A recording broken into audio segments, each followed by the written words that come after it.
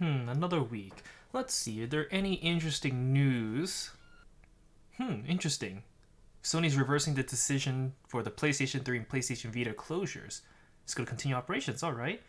Is there anything else interesting? Oh. Oh.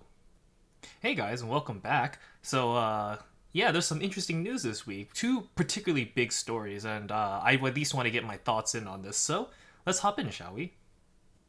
Alright, so to begin, Sony reversed its decision on the PlayStation 3 and PlayStation Vita store closures, and I think this is a good thing for game preservation. While the PlayStation Portable games are still gonna close down, at the very least, most games on the PlayStation 3 and PlayStation Vita will still be operational for now, and I think this is a good thing. Now, unless Sony wants to move all their games from the PlayStation 3 and PlayStation Vita store onto like the PlayStation 4, PlayStation 5 store, then you can close these stores down. Then I would like 100% understand that, it's an old console, they're not really supporting it anymore, so they want to move all this stuff onto the new platform. But again, they're not doing that, so them closing down the store fronts would have just been a bad idea for game preservation and those that actually maybe want to get on the PlayStation 3 games that they haven't played from, 2 gens ago. So, overall, it's a good move, I think, for Sony and for the consumer, and we'll see what they do in the future with this. I hope only good things. Hopefully. Some good news, we like this so far. On to the next news. Jeff Kaplan left Overwatch, and holy moly, what in the world happened here?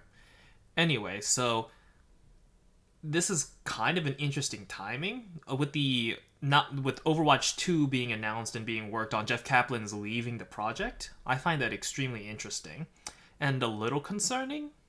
I might be overthinking this, obviously, but let's jump in. Let's just dive into the specifics.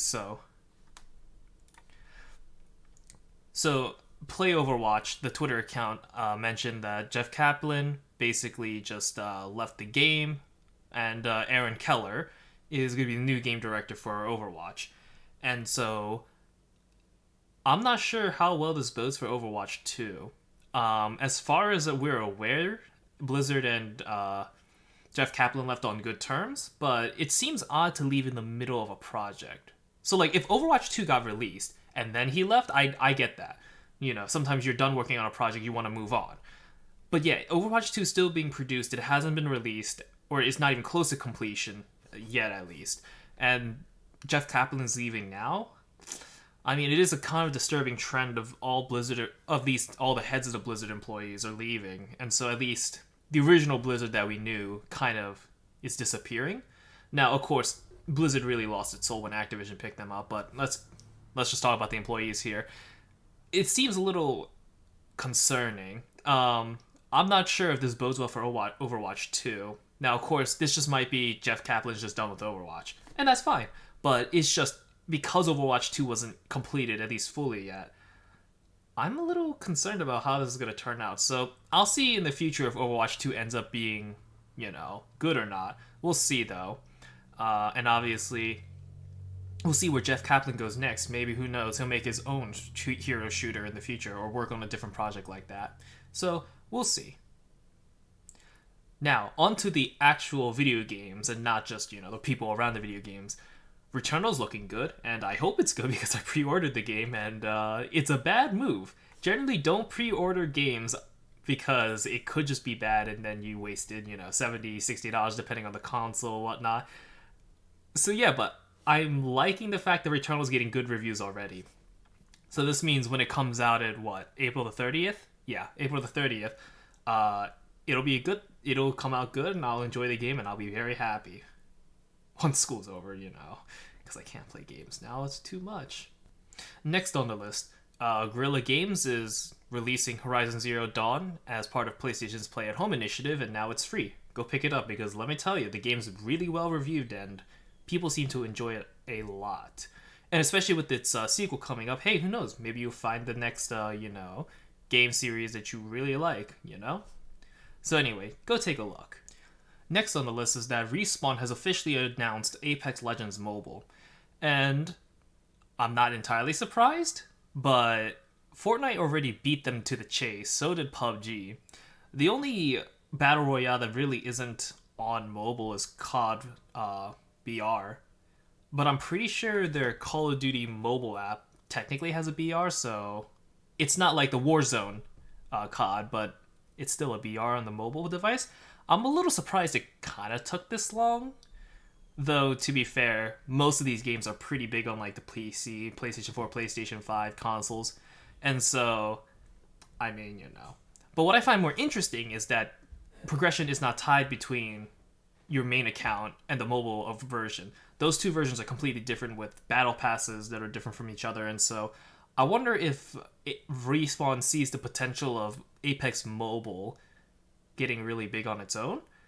Because if they're making a separate battle pass for the mobile edition, it seems like they have a lot of faith that the mobile market doesn't need to be interconnected with the main consoles and PC versions. So I'm a little surprised, but we'll see if this turns out pleasantly or horribly for Respawn Entertainment.